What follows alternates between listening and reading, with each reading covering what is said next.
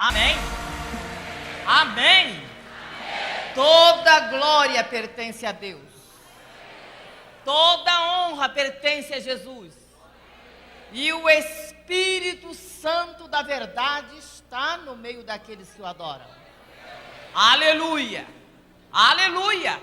Eu não sei se você testemunha como eu, mas do momento em que cruzamos os umbrais deste santuário, o Espírito Santo trouxe forte ao meu coração: Sua Majestade, o Rei da Glória, está neste lugar. Amém? Amém? Por isso queremos declarar que Jesus Cristo é o Senhor. Vou repetir: Jesus Cristo é o Senhor.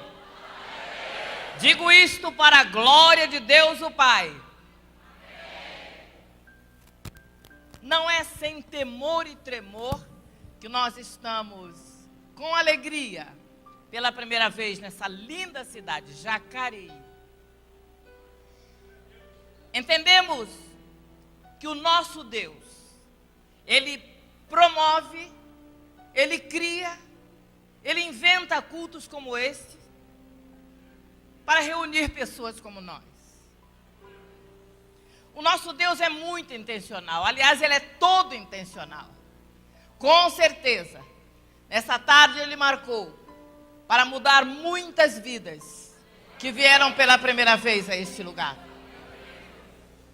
E eu quero chamar à existência a promessa do Salmo 34, versículo 7. Quando na palavra de Deus há um registro, uma promessa, que diz que o anjo do Senhor acampa-se ao redor daqueles que o temem e os livra de todo o mal.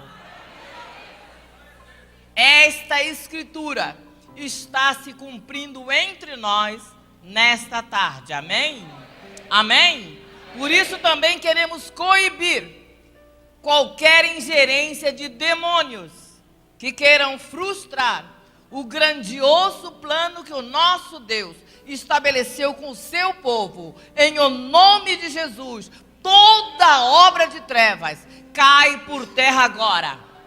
Amém? Nenhum demônio tem poder para se incorporar durante esse culto. Amém? Porque eles já estão por terra. Amém? Aleluia. Aleluia. Aleluia. Aleluia. Aleluia. Abramos as nossas Bíblias. Capítulo 28 do Evangelho segundo São Mateus. Todos juntos. Leremos os 3 últimos versículos. Mateus 28, 18, 19 e 20, para a nossa meditação nesta tarde. E eu não sei quantos queridos estarão visitando a casa do Senhor pela primeira vez. Se tem agora um visitante aí ao seu lado, ele é importante. Abra a sua Bíblia e convide para que esse querido participe junto conosco da leitura que vamos fazer da palavra do nosso Deus, todos juntos. Evangelho segundo São Mateus. E uma outra gentileza: só fica sentado quem está com o neném no colo, a perna partida, quem está impedido de ficar de pé, porque nós vamos ler a santa palavra do Deus eterno. Todos devem respeitar esse momento de pé, por gentileza. As crianças que estão aqui devem aprender a reverenciar esse momento. Vamos ler a palavra, capítulo 28 do Evangelho de Mateus, versículos 18, 19 e 20. E chegando-se Jesus, falou-lhes dizendo: é-me dado todo o poder no céu e na terra.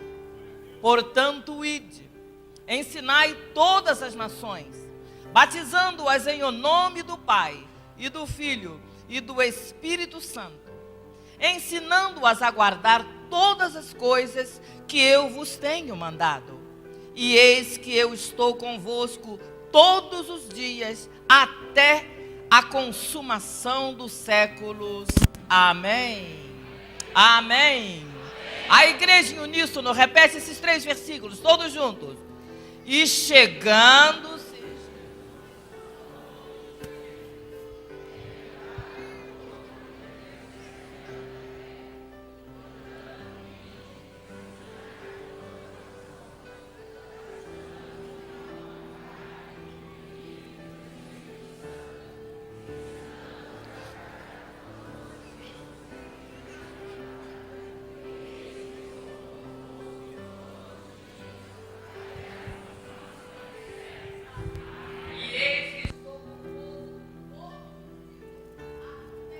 A consumação dos séculos. Amém. E Jesus é o amém. Amém. Podem tomar assento em nome de Jesus.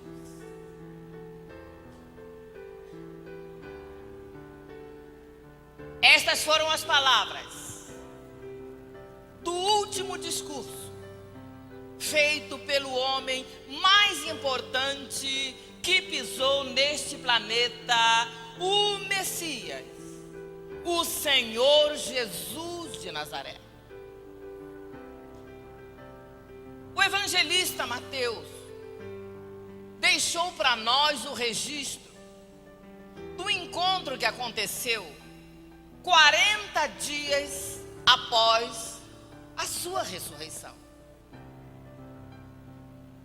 Na verdade, o trabalho terrenal de Jesus não se demorou muito. Ele não exerceu um ministério por mais de 3 anos. 3 anos. Esse trabalho que ele operou foi tão impactante, tão maravilhoso, que a própria história se dividiu. Antes dele e depois dele. Nesse momento, ele já tinha executado todo o propósito. Esse encontro se deu num monte chamado Olival. Paulo está escrevendo a primeira carta aos Coríntios e vai dizer que ali estavam aproximadamente 500 pessoas, ou seja, mais ou menos a metade das pessoas que estão aqui. Eles tinham vindo, alguns por curiosidade, outros para conferirem. Porém, a maioria das pessoas que estavam ali, elas haviam sido, de alguma maneira, gloriosa, impactadas por esse trabalho de 3 anos que ele executou. Ele havia percorrido toda a sua nação, de aldeia em aldeia, e Jesus participava de cultos como esse que nós estamos fazendo. Nos cultos em que ele pregava, imaginem, o pregador era o Rabino de Nazaré. Vezes tento me encontrar com o olhar dele para o grupo das pessoas, as palavras que ele dizia, e foi tão maravilhosa a participação dele em cada encontro, que as pessoas foram transformadas. Jesus era espetacular. A sua meiguice, sua ternura, não andava acusando as pessoas, não andava criticando. Jesus amava. A sua voz, veja, ele não tinha essa tecnologia ao nosso alcance hoje, mas por vezes pregou para 5.000 pessoas. Aleluia! O Espírito Santo trabalhava junto com ele. Ele entrou em casas e restituiu alegria a famílias. Ele deu pão para os famintos, aliviou o sofrimento das pessoas. Foram muitos os milagres que ele operou. Um amigo pessoal dele, o João, vai terminar o seu escrito dizendo que seria impossível registrar no mundo todo as coisas que ele fez. Milhares e milhares eram alcançados. Pensem num pregador que curasse todos os doentes do culto. Todos. Ninguém voltava para casa desesperado. Aleluia. Ele tinha palavras de vida eterna.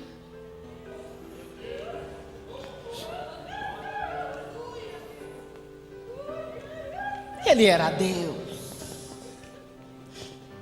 Deus se fez homem. Entra na história através de uma moça virgem. A mocinha tinha 17 anos. O assistente pessoal de Deus bate um dia na porta da moça e diz: salve agraciada. O doutor Lucas registrou isso. A moça se admirou. E ela recebe o anúncio que daqui a pouco o Filho de Deus, aquele que iria salvar a humanidade, ia entrar na história.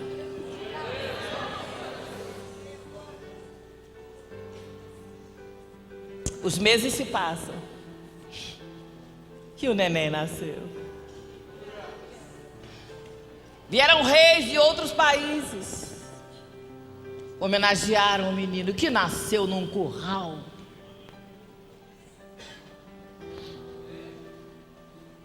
O imperador lança um decreto e os pais do neném têm que fugir para outro país e vão para o Egito, porque Deus havia escrito através do seu profeta: do Egito eu chamei o meu filho. O menino volta ainda pequeno para Nazaré. Problema de governo. E aos 12 anos vai com a família a uma festa. Uma das festas de Israel. Era um adolescente diferente. E o menino vai para o meio dos sacerdotes, se assenta e começa a ensinar sobre Deus aos doutores. Oh, glória! Que adolescente abençoado, não é verdade? Termina a festa, os pais vão embora. Passam 3 dias. O que houve? Cadê o menino? Voltam correndo. E o menino diz: vocês não sabem que me convinha cuidar dos assuntos do meu pai? Oh, glória!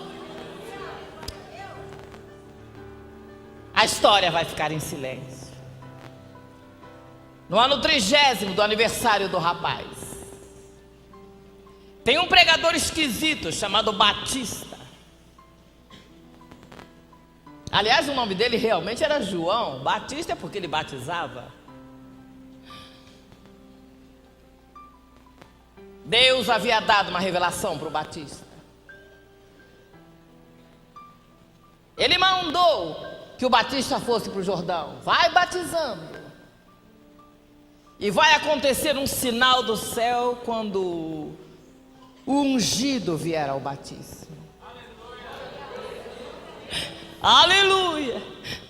Você já pensou naquele dia na fila do batismo? Eu não creio que ele furou fila naquele dia. Ele vem andando. O João está submergindo as pessoas nas águas. De repente, você! Eu deveria ser batizado por você e não você por mim. Eles se conheciam. As mães eram primas. Eles haviam brincado, congregado, cultuado, adorado a Deus na infância, e o Batista sabia que aquele menino era diferente. Mas Jesus olha para ele e diz: olha, importa cumprir, vamos obedecer o que Deus mandou. O Batista aquiesce, Jesus é submerso nas águas, e quando ele é levado às águas sem pecado, o coração de Deus explode. Ele não consegue mais ficar calado. Ele escancara a janela da sua casa e lá dos céus vai descer na forma corpórea de uma pomba. O Espírito Santo pousa sobre ele. Aleluia! E Jesus é cheio do Espírito Santo. Enquanto o Pai brada: esse é o meu filho amado, a ele escutem. O rapaz sai das águas e o Espírito Santo lhe dá uma revelação. Ele vai para um lugar reservado, desértico, e por 40 dias vai orar e jejuar a Deus, por mim e por você. 40º dia, o arqui-inimigo da humanidade, aquele que desde o Éden tinha governado o mundo, tomado por mentira, sequestrado a humanidade, vem contra ele, começa a provocar. Você consegue ver o rapaz 40 dias sem comer e sem beber, numa região desértica. Eu estive em regiões desérticas. É insuportável. Eu quis orar no monte, lá no deserto. A areia fecha os seus poros e você fica... É insuportável. As madrugadas no deserto podem chegar a temperatura 5 graus. Mas às 12 do dia, chega a 50 graus. E Jesus suportou essas intempéries por causa desse culto. Aleluia! Satanás vem. Ele é um espírito e começa a provocar. Jesus vai tomar a mesma arma que depois vai entregar para nós e vai dar 3 duríssimos golpes em Lúcifer, o arqui-inimigo da humanidade, dizendo: está escrito, está escrito.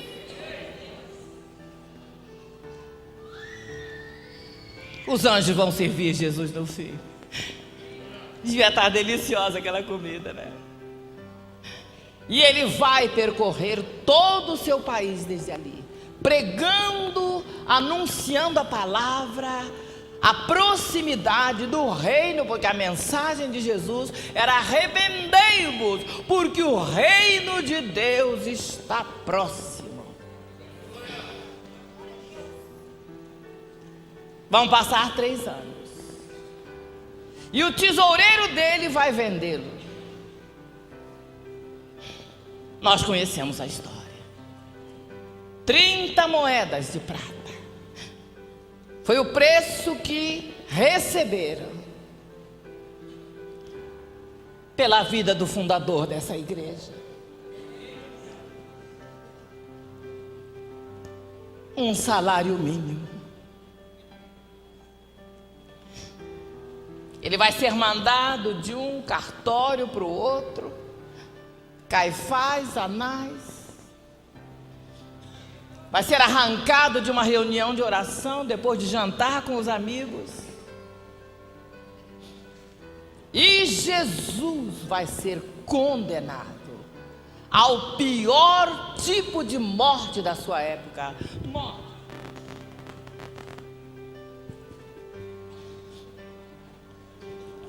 o mais chocante que ele vai passar é que vão bater muito nele, vão cravar uma coroa de espinhos nele, vão cravar as mãos dele. E não foi aqui, foi aqui. E ele vai morrer nu. Você sabia que ele morreu nu? Sabia também que a pior vergonha para um judeu era se descobrir perto das pessoas. Mas quando a gente cantar hoje o Rude Cruz, quando a gente cantar que belo dia surgiu como emblema de vergonha e dor, saiba que está falando de um homem nu. Aleluia! Que vai morrer daqui a pouco.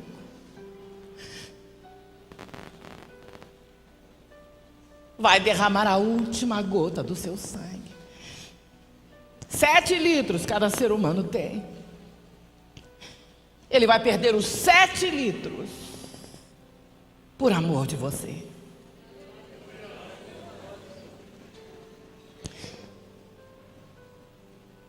Um grupo resumido de pessoas vai fazer o enterro dele. Mas a palavra de Deus diz que a morte não vai conseguir contê-lo. A morte vai ficar ansiosa. Veja que a Bíblia diz: soltas as ânsias da morte. Ou seja, a morte estava desesperada, dizendo: me larga, me larga. E no terceiro dia, Jesus Cristo ressuscitou.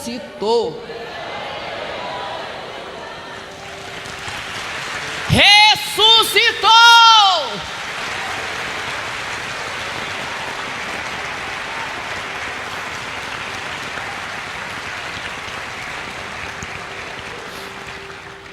Ele ressuscitou. Vivo com provas incontestáveis, é o que a Bíblia diz. Vai se apresentar durante 40 dias aos seus auxiliares.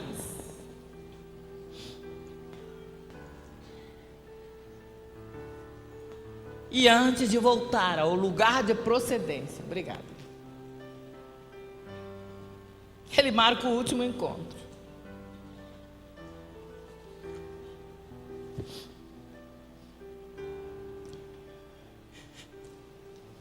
Ali ele se encontrava sempre com o seu pessoal. Era um ponto de oração aquele lugar. Creio que havia uma tensão. Dê uma olhada na Bíblia. Quando eu falei no início que alguns foram só para conferir, alguns foram, vou lá ver se é ele mesmo. Outros foram para adorá-lo. Aleluia! Aleluia! A diferença são os adoradores. Oh, glória! E sabe que a minha Bíblia diz que Deus conhece. Deus conhece você. 500 pessoas estão ali. E ele se aproxima. Expectativa. Daqui a pouco ele ia voltar para casa.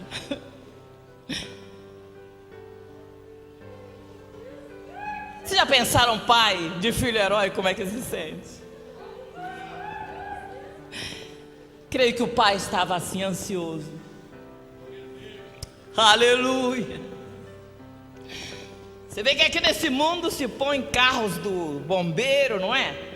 Desfile de heróis, de futebol, de não sei o quê. Pensem no coração do pai quando aquele filho ia voltar.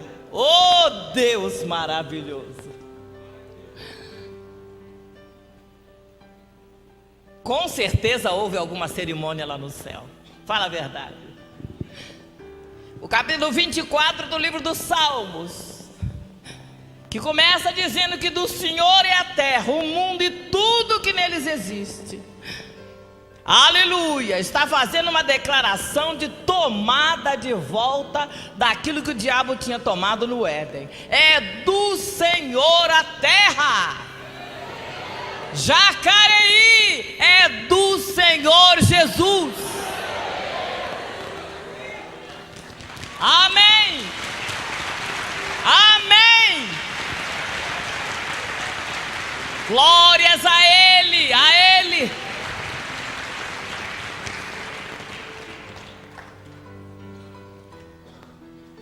Em dado momento o salmista diz: levantem portas as vossas cabeças, levantem portas eternas. Oh glória, eu tenho certeza que foi naquele momento, para que entre o Rei da Glória. Olha o jogral, olha o coro de anjos, trabalhando e glorificando a Deus. Eu creio que naquele dia o céu estava brilhando como nunca, se é que brilhou menos alguma vez. Creio que o coração do pai estava batendo acelerado, o pai estava assim, chegou, já subiu, já veio. Porque o Rei da Glória ia entrar. Aleluia! Creio que as trombetas dos céus estavam como nunca resplandecentes. Quem sabe se por um momento os querubins, os serafins pararam e perguntaram: quem é este Rei da Glória? Oh, aleluia! E outro grupo de anjos respondia: o Senhor dos exércitos, Ele é o Rei da Glória. Mas enquanto isso, Jesus está ali no Monte Olival. Oh, Jesus maravilhoso! Eu acho que eu ia voltar correndo. O que? Fizeram uma festa para mim? Vou lá. Mas Jesus não. Ele olha para aquelas pessoas e vai fazer o último pronunciamento. E ele vai dizer: é-me dado todo o poder no céu e na terra. Todo o poder. Todo poder. Foi a palavra-chave da sua declaração.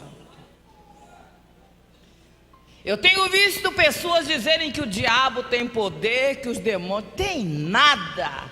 Ouçam o pregador do Monte Olival, aquele homem com as mãos furadas, aquele varão que tinha duas chaves na sua mão, a chave da morte e do inferno. Ele está dizendo: é-me dado todo o poder no céu e na terra, todo o poder.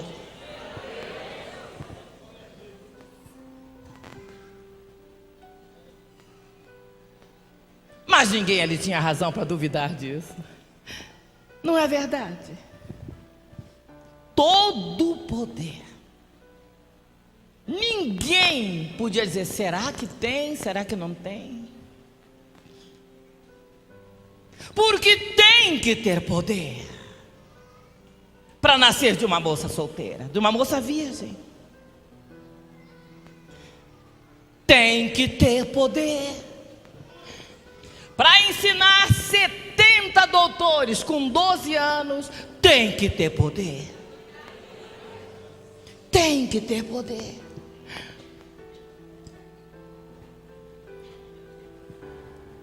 Para um homem com a mão ressecada, dizer: estende a mão aí, e a mão fica restaurada. Tem que ter poder para fazer isso. Tem que ter poder. 10 leprosos na beira do caminho. Senhor, tem misericórdia. Se o Senhor quiser, o Senhor pode nos purificar. Ele olhar e dizer: quero, fica limpo. E os 10 leprosos ficarem curados. Tem que ter poder para fazer isso. Tem que ter poder. para cuspir na terra com a saliva e a terra passar no olho de um cego de nascença e o cego enxergar. Só quem tem poder faz isso. Tem que ter poder para chamar aquele ceguinho na beira da estrada. Vem aqui, o que você quer de mim? Quero ver. Vê. Foi o Bartimeu. Tem que ter poder para fazer isso. Vocês já viram falar que outra pessoa fez isso? Tem que ter poder. 5 pãezinhos e 2 peixinhos. A multidão com fome de 3 dias. Levantar, fazer uma oração e todos comerem, se fartarem, sobrarem 12 cestos cheios de pães. Tem que ter poder para fazer isso. Tem que ter poder para desembarcar na praia de uma cidade chamada Gadara. Tem um doido dentro do cemitério, louco, desnudo, translocado, ninguém pode se aproximar. O homem é uma onça, um leão, desenganado social, desenganado da ciência, desenganado, está no cemitério. E ele chega lá e diz: saiam dele, legião. E os demônios caem por terra e o moço fica livre. Tem que ter poder para fazer isso. Tem que ter poder. Para entrar no quarto, a menina está morta. Já estão chorando os pranteadores. Diz: sai todo mundo. Entra lá, pega a menina pela mão, vem e entrega para o pai, para a mãe. Mas havia dito: Talita cumi, menina, eu te digo, se levanta. Tem que ter poder para fazer isso. Tem que ter poder. Tem que ter poder. 12 anos perdendo sangue, aquela mulher, uma regra interminável. 12 anos perdendo vida. Vem por trás dele, ela toca na bainha do vestido, ele para e diz: quem foi que me tocou? A mulher está livre. Acabou-se o fluxo, acabou-se o sofrimento. Tem que ter poder para fazer isso. Tem que ter poder. Manda os amigos, vai andando, entra no barco e pode ir. 3 da manhã e vem ele andando sobre as águas. Vocês já ouviram falar que uma outra pessoa marcou o encontro? Eu vou se encontrar com os amigos andando sobre as águas. Oh glória! O nosso Jesus fez isso, porque Ele tem poder. Aleluia! Tem que ter poder para entrar no cemitério. Alguém disse: deixa, já enterrou há 4 dias. Mas ele foi lá no cemitério. Disse: tirem a pedra. Meu Deus. Alguém disse: já está cheirando mal. Ele levantou e fez uma oração. Disse: Pai, eu já sabia que o Senhor me escuta. Chama o defunto enterrado há 4 dias e janta com ele naquela noite. Gente, tem que ter poder para fazer isso. Tem que ter poder para abrir os braços à humanidade. Eu tenho lido muito sobre filósofos, grandes personagens, mas nenhum jamais disse: vinde a mim, todos vocês que estão cansados e oprimidos, e eu vos aliviarei. Nenhum disse isso. Tem que ter poder para dizer uma frase dessa. Tem que ter poder. Tem que ter poder para fazer o primeiro reimplante da história. Um daqueles que vieram prendê-lo na reunião de oração. Alguém fica agitado, nervoso, corta a orelha do soldado. Querido Jesus, ele pega a orelha do homem no chão e reimplanta. Oh, Deus de poder! Aleluia! Tem que ter poder para fazer isso. Mas ninguém entendia mais nada. Como depois de tantas maravilhas, tantos milagres, como o homem sai algemado da oração? Como vai ser levado para Anás, Caifás, Pilatos? Como ele está calado? Por que ele não se defendeu? Por que não chamou 12 legiões de anjos? Onde está o poder? Ele podia ter feito isso. Só que se ele houvera feito, eu e você não estaríamos aqui. Como entender que o homem vai ficar quieto diante do imperador, do governador? A única coisa que ele vai dizer ao governador: nenhuma autoridade você teria sobre mim se do alto não fosse dada. Oh, meu Deus! Como entender que no último momento de inspirar, olha para aquele ladrão ali, aquele condenado, sentenciado, assassino que vai morrer, e diz: hoje mesmo você vai estar comigo no paraíso. Aleluia! Tem que ter poder para fazer isso.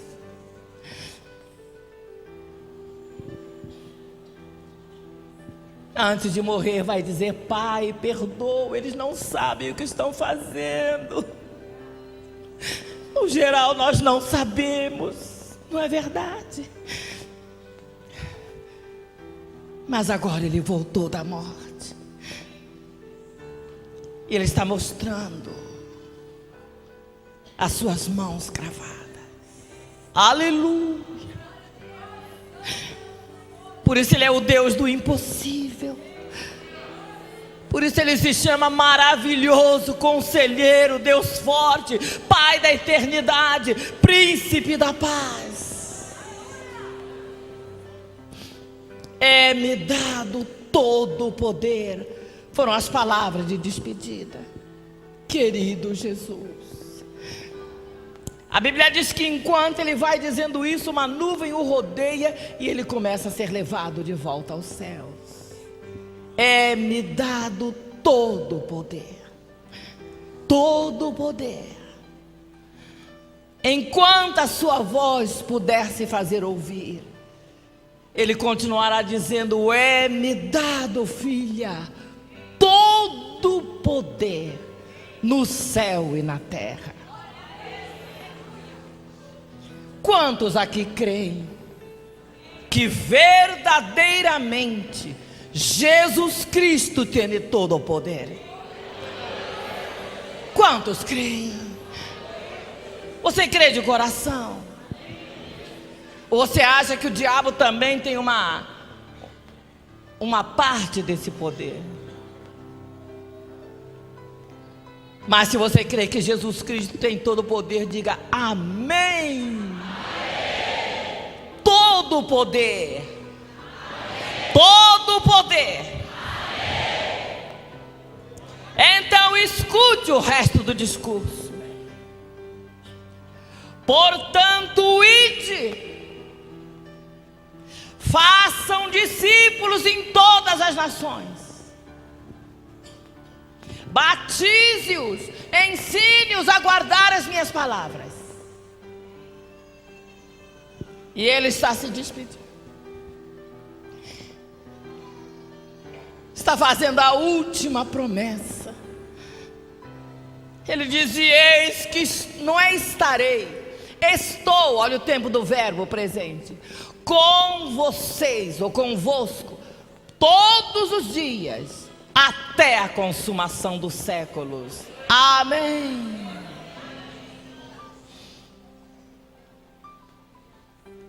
Todos os dias. perceberam que naquele dia de medo, naquele dia de fraqueza, naquele dia de dor, de angústia, de desespero, você chamou por ele e o milagre aconteceu. A doença saiu, os demônios foram embora, aquela causa foi solucionada, porque Jesus Cristo tem todo o poder.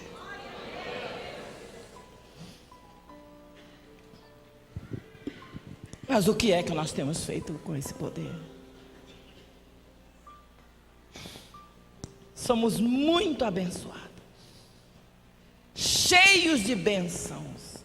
Viemos buscar a bênção, comprovamos e provamos o poder de Jesus. Mas o que falta para nós pregarmos e mudar a história do mundo?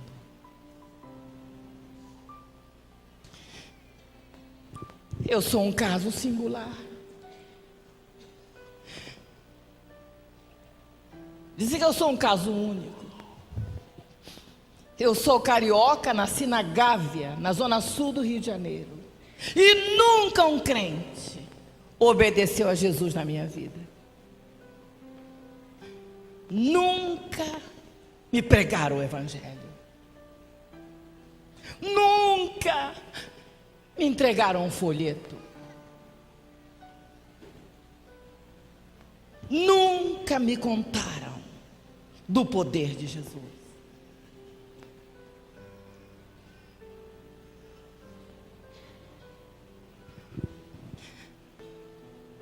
Eu conheci este poder num ritual de magia negra.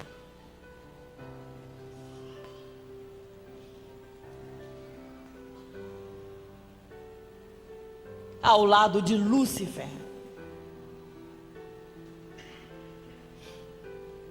Estou diante de Deus contando a você. Odiava os crentes.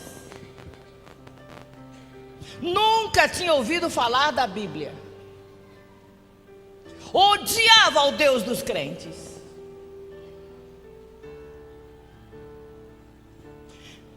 Essa é uma das coisas piores de contar. Porque sei que cada vez que nos reunimos, ele disse: eu vou estar aí no meio. E eu disse: não quero mais contar que eu odiei o Senhor com todas as minhas forças. E ele me disse: não, conta, conta.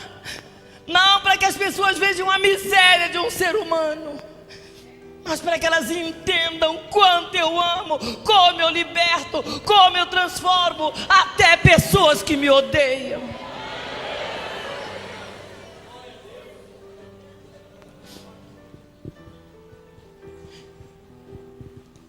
Eu sou neta de uma Ialorixá. Ela me entregou a Xangô na hora que eu nasci.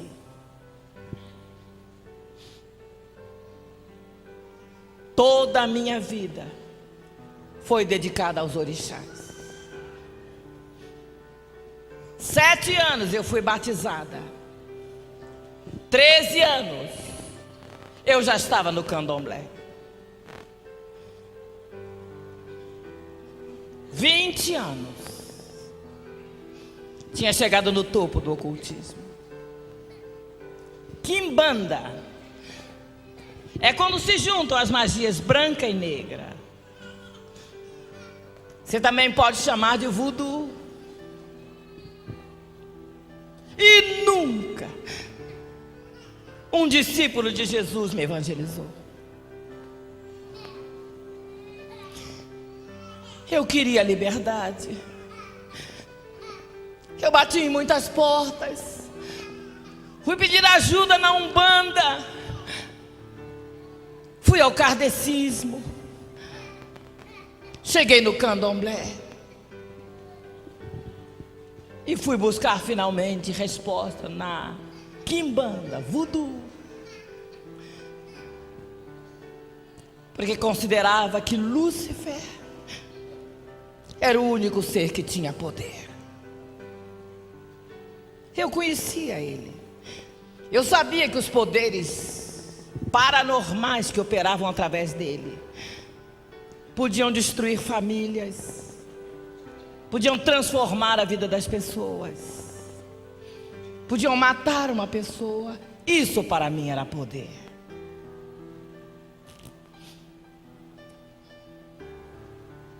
Foi numa noite de ritual.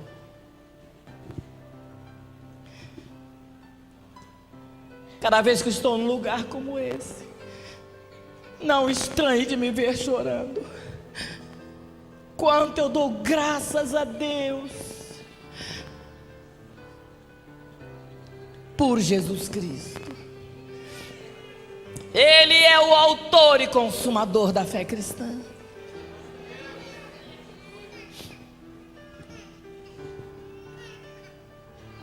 A mim me ensinaram contra os evangélicos. Eles disseram: cada cristão evangélico é um inimigo de morte, e você deve derrotar quando for possível. E eu odiava os crentes.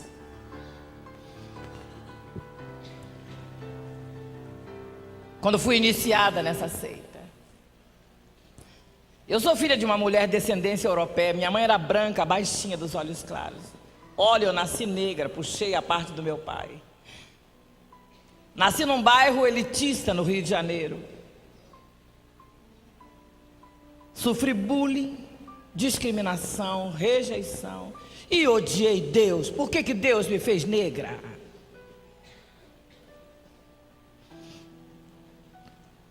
Muitas vezes eu andei pelas ruas, que eu olhava para o alto e dizia: desce daí que eu me atraco contigo. Você já viu isso? No capítulo 14 de Isaías, eu tive essa mente.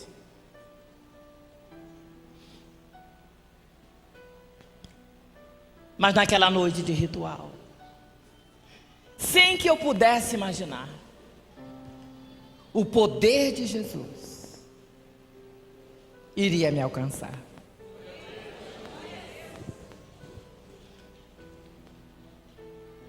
Aquela mulher veio na gira. Naquela noite eu estava cambonando o seu Lúcio. Cambonar é da assistência à entidade. E eles já tinham me prevenido contra os evangélicos. Cuidado com essa gente. São excomungados. E eu odiava os evangélicos. Eles haviam me dito: sempre que encontrar um evangélico vacilante, você envergonha ele, você derrota ele. As outras coisas haviam me dito: por causa dos evangélicos, os nossos orixás não podem governar a terra. Você tem valor. Aleluia. E não foi ouvindo pregação de pastores que eu aprendi que enquanto a igreja de Jesus Cristo estiver plantada nesse lugar, jamais os demônios governarão o Brasil, porque Jesus Cristo é o Senhor. Glórias a Deus. Não podem. Mas você não imagine a desgraça que é nunca conhecer essa verdade. E eu odiava os crentes. Quando aquela mulher veio na consulta comigo, pela primeira vez eu ia ouvir falar dos evangélicos, num ritual de magia negra, ao lado de Lúcifer. Ele estava incorporado. Veja quem é o Deus que você serve. Aquela mulher se aproximou de mim e disse: mata uma crente fanática. E eu gostei. Eu sabia que seu Lúcio matava uma pessoa com 24 horas. Quando eles me disseram que os evangélicos todos eram inimigos, eu pensei no momento, eu vou aprender com seu Lúcio. E o que ele me pedir, um cabrito, um bode, eu estou diante de Deus contando isso. Eu pensei, eu vou girar e mato todos eles.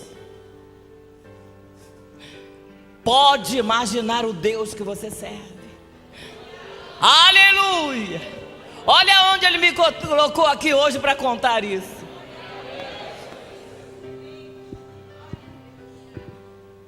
Sabe o que eu creio?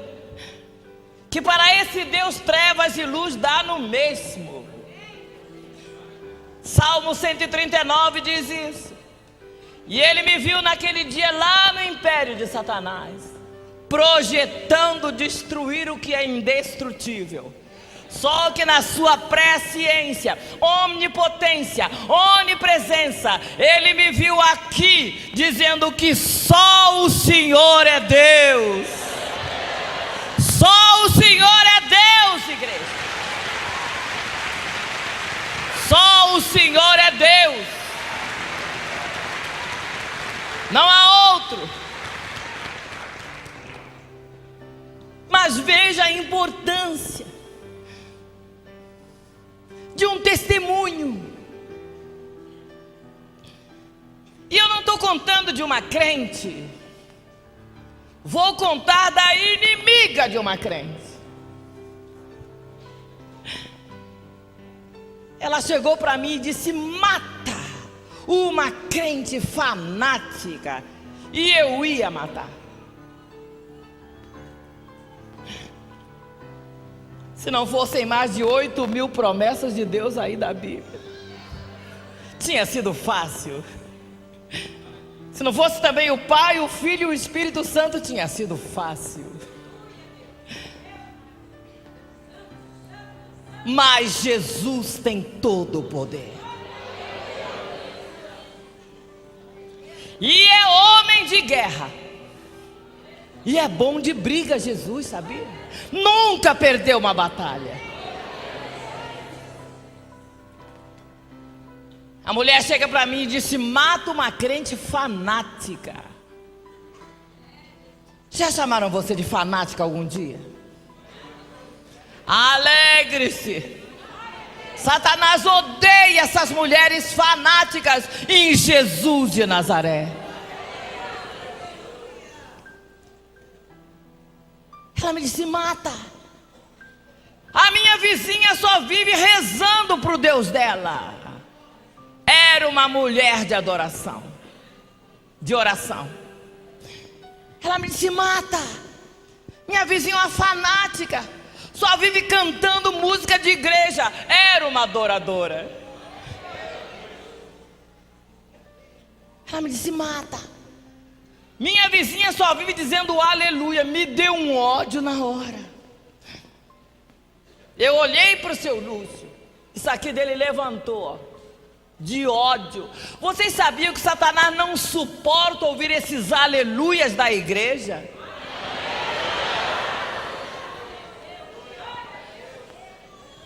Mas sabe o que eu creio? Que Deus ama ouvir esses aleluias. Aleluia!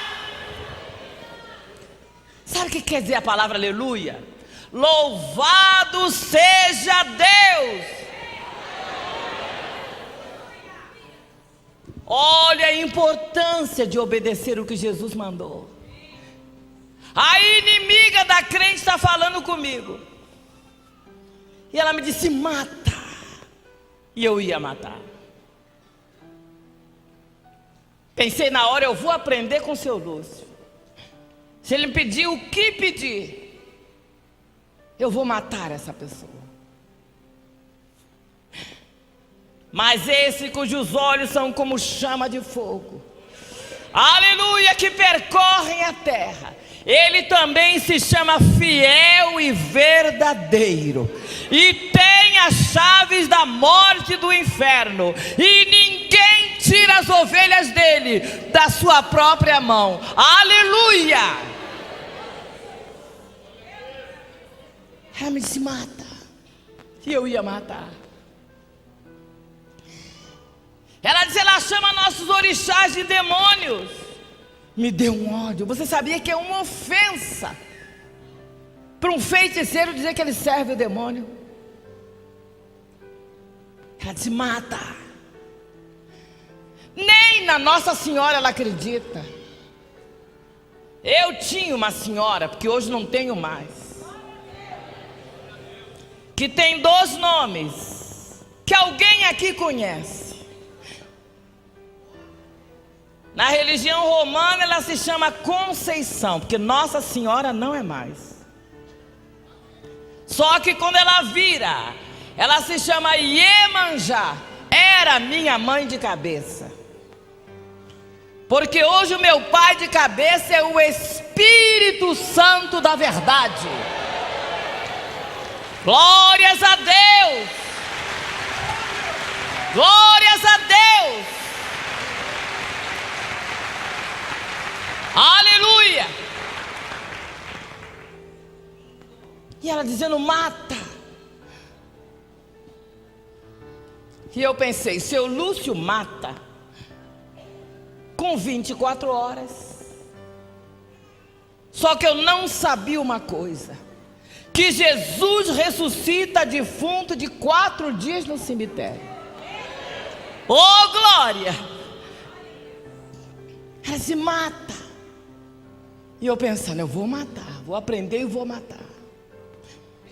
Só, amados, que de repente ela falou uma palavra-chave. Vocês sabiam que na igreja evangélica tem uma palavra-chave que joga todo o inferno por terra? Vocês sabiam que tem? Eu não sabia. E a mulher falou. Ela me disse: mata. Ela só vive dizendo que eu tenho que aceitar a Jesus. É a palavra de 5 letras. É o nome que está posto sobre todo nome, que se nomeia nos céus e na terra, diante de quem todo joelho se dobrará, toda língua confessará que Ele é o Senhor, para a glória de Deus o Pai. Eu queria aprender a matar os crentes, mas a menção deste nome, Jesus, eu senti uma coisa tão forte no meu corpo. Eu estremeci toda, me arrepiei dos pés à cabeça. E a menção deste nome, Lúcifer foi jogado para trás num quartel general dele. Glória a Deus. Glórias a Deus, igreja.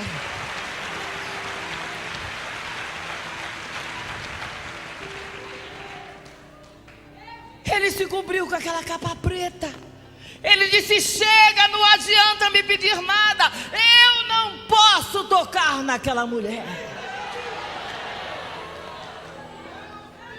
Falei: ué, quem será o orixá dos evangélicos?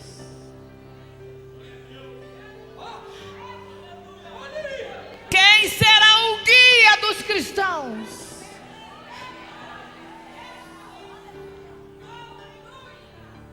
Porque nenhum crente se aproximou de mim. Lúcifer respondeu: não adianta se meter com essa gente. Falou assim: eles têm um espírito terrível sobre eles, nem adianta se meter com eles. Aleluia. Aleluia.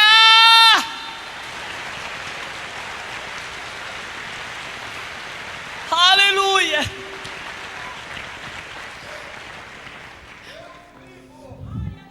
Na hora eu pensei: esses crentes são os piores bruxos que existem.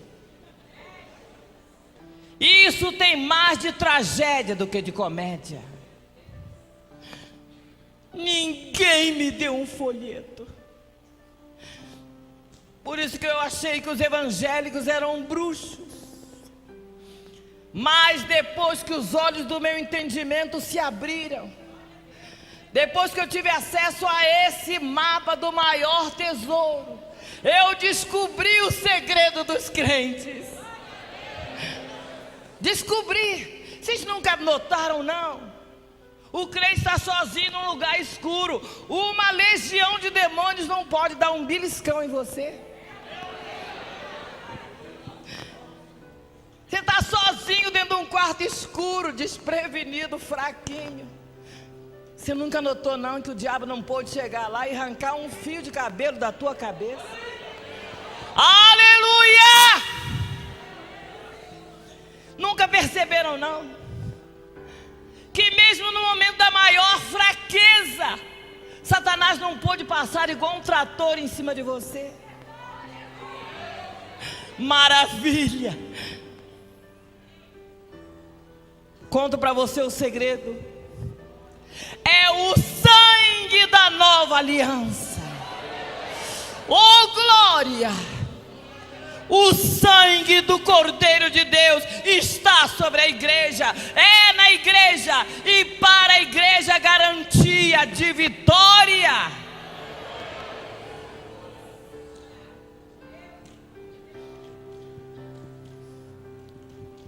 Naquele dia eu pensei, o guia que for o mais forte eu quero para mim.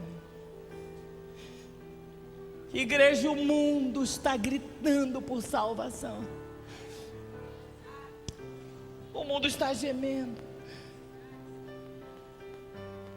Só quem teve demônios no corpo sabe o que é passar uma noite. Amanhã vamos estar compartilhando o que é passar uma noite apanhando dos demônios. Eu passei tantas noites, querido Deus.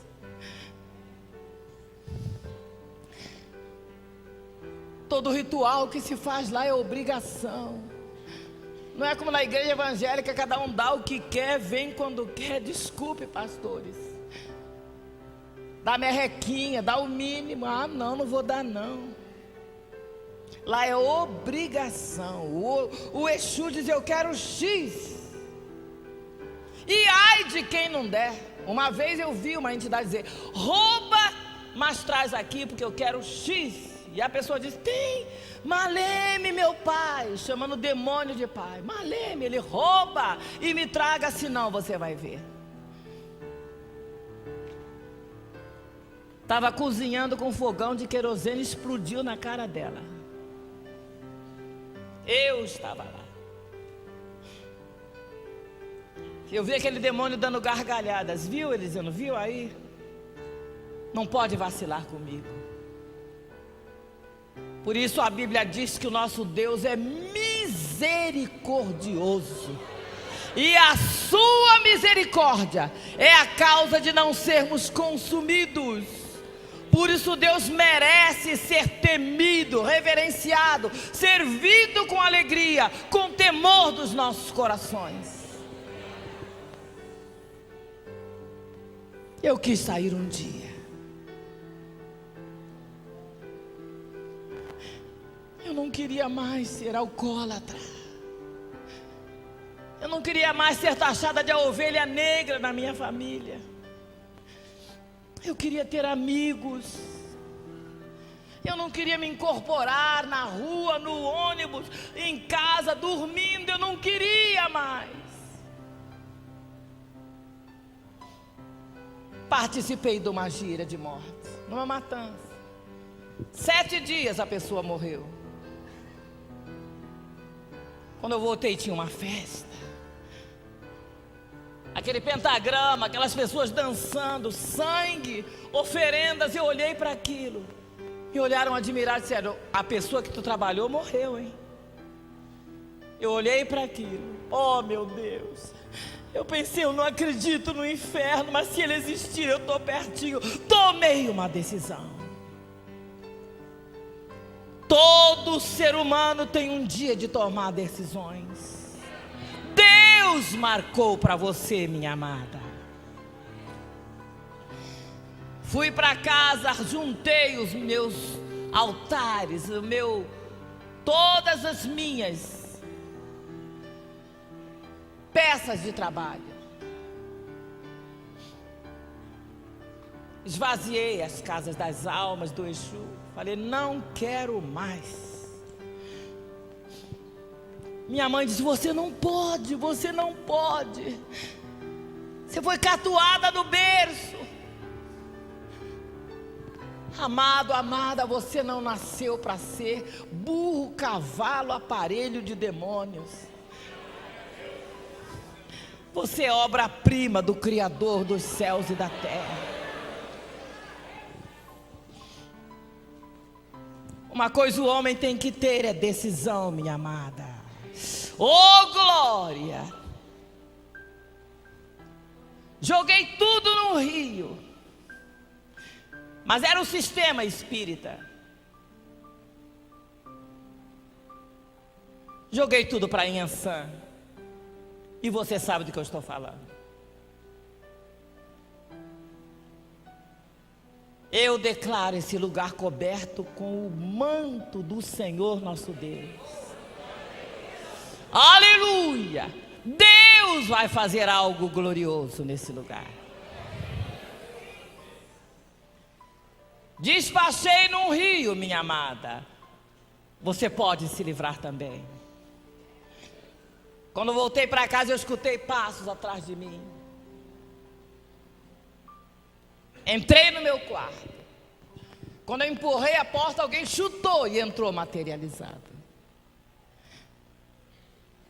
Eu via ele como eu estou vendo vocês. Ele apontou no meu rosto. Meu corpo convulsionava, eu não conseguia reagir. Minha boca dava voltas. Querido Jesus. E ele disse, eu sou o diabo. Ele disse, você é minha escrava. Nenhum escravo me deixa assim. E disse, se tentar me abandonar, eu te levo para o inferno. Mas eu nunca acreditei nessa estupidez de inferno. Eu disse, inferno é vida de pobre aqui nesse mundo. Não é. Deus, eu dizia, eu sou Deus. Diabo, eu dizia, coitado do diabo. A pessoa não presta, acusa o coitado do diabo. Não tem nada de coitado. Mas eu tinha poderes. Quando ele se aproximava, eu não conseguia me mover. Lutei com os meus poderes. Quando eu consegui falar, eu disse, nunca mais eu vou te servir. Ele me agarrou pelo pescoço. E eu já estou terminando dizendo para você. Querendo, crendo, acreditando ou não, o inferno existe. A boa notícia é que ele não foi criado para nenhum dos amados que estão aqui, mas para o diabo e para os seus anjos. Por isso Deus te trouxe para esse culto. Ele me agarrou por aqui, desapareceu o quarto. Eu comecei a afundar para dentro do chão, 1 milhão de metros, rumo ao inferno. Eu tentava me agarrar nas paredes, já escorregou no limbo, no lodo. Todo blackout, todo medo, todo pavor, é nada. Querido Deus, tem uma coisa pior. Lá no inferno o ser humano raciocina. E eu podia me lembrar do purgatório, não existe. Podia me lembrar da doutrina kardecista, da reencarnação, não é verdade. Podia me lembrar do maoísmo, marxismo, morreu, acabou, não é verdade. Eu fui caindo. Eu podia me lembrar da minha família, podia me lembrar da minha religião, me lembrava de tudo. E ele me levava gargalhando, eu fui caindo. De repente ele disse: olha lá o seu cadáver. Eu vi o meu corpo morto. Ele disse: aquele cadáver vai para um cemitério e tua alma vai estar eternamente no inferno, porque o salário do pecado é a morte, mas o dom gratuito de Deus, oh querido Deus, é vida eterna. Querido Deus, eu queria ter palavras para dizer a você como é a morte de uma pessoa que nunca conheceu o poder de Jesus.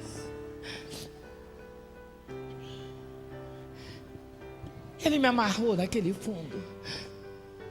Era um lugar horrível, desesperador. Eu continuava raciocinando. Não me perguntem como. De repente, um pensamento: Deus. Eu não podia falar, eu estava no fundo daquele buraco, amarrada. Mas ali eu pensei: se existir um Deus maior do que Lúcifer, e se esse Deus me salvar, eu vou ser escrava dele o resto da minha vida. Na hora eu olhei para o alto.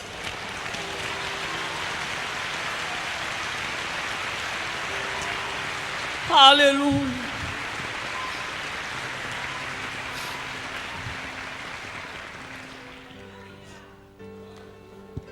Verdadeiramente a salvação vem do alto. Aleluia. Eu vi o céu se abrindo.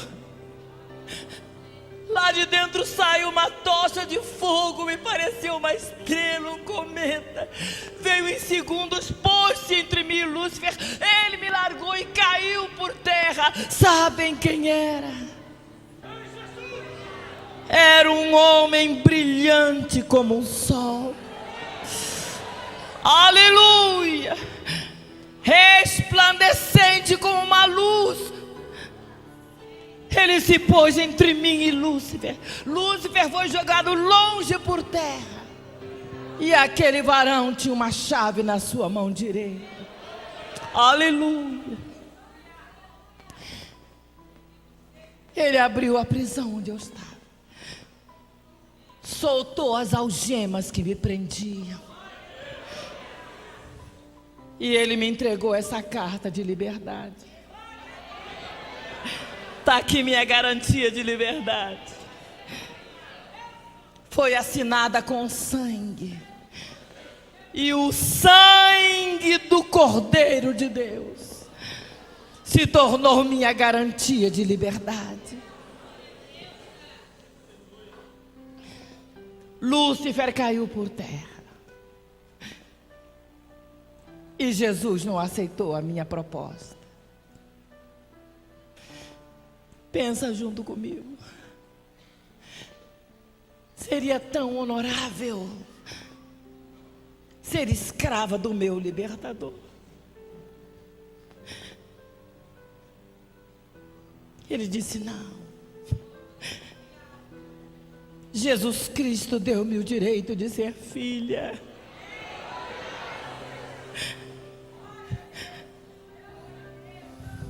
Porque tem todo o poder. Eu não tinha como agradecer a Deus. A primeira coisa que Jesus fez foi transplantar o ódio do meu coração. Eu odiava a minha família. Odiava o meu pai e a minha mãe.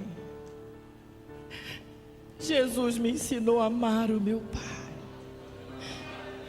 Me ensinou a amar a um só Deus.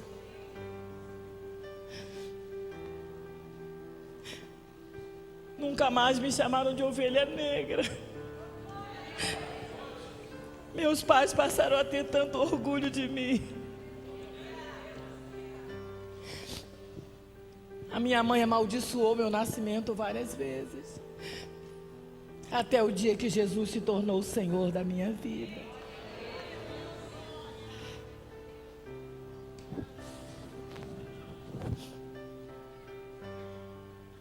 Eu não tinha como agradecer a Deus. Dei a minha vida de presente para Ele. Disse: onde o Senhor quiser, eu vou contar às pessoas que 2 príncipes lutam pelo governo de cada homem. Aleluia. Eu não sei como foi a sua história.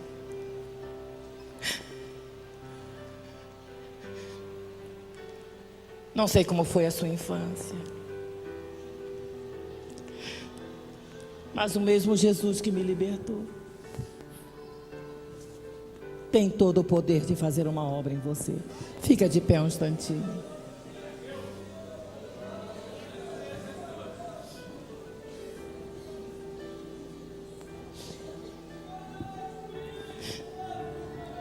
Dois príncipes lutam por cada alma. Deus marcou essa noite. Ele ama você. O que tem todo o poder no céu e na terra. Foi Ele que inventou esse culto. Eu tenho visto que Jesus é um apaixonado. Curva a sua cabeça.